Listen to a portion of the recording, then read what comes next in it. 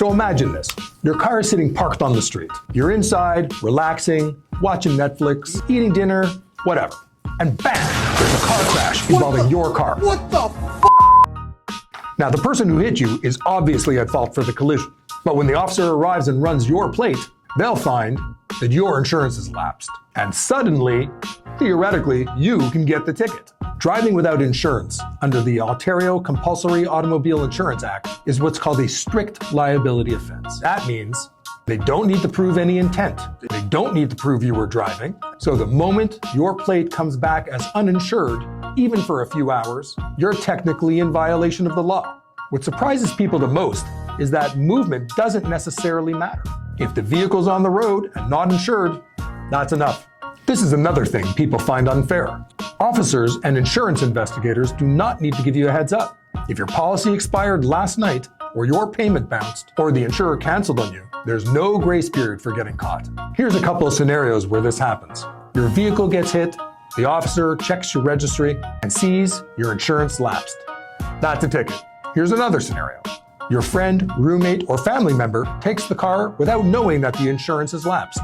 You get charged as the owner. Here's another scenario. Many people think a stored or unused car doesn't need insurance. If it's still plated and in a publicly accessible place, you're exposed. If somebody hits this car, that could be a ticket.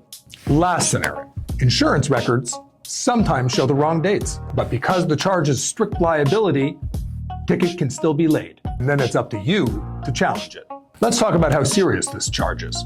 First offense, minimum $5,000 fine, and a possible driver's license suspension as well. Second or more offenses can lead up to $25,000 in fines, plus a suspension. This is one of the most expensive tickets in Ontario, and it hits regular people the hardest. But here's the good news. Just because you got the ticket does not mean you're automatically guilty. You have options.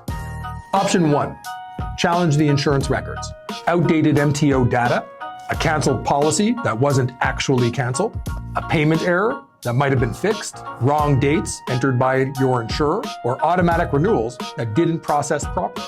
Sometimes, an officer might rely on these things. A legal representative can pull the full disclosure and compare it to your insurer's paperwork. Option 2, prove you weren't the owner or operator. If the car was sold, transferred, borrowed, being repaired, or being stored by someone else, that changes the entire defense. Option 3, due diligence defense. Strict liability doesn't mean no defense. It means you must prove that you took all reasonable steps to ensure that your vehicle was insured.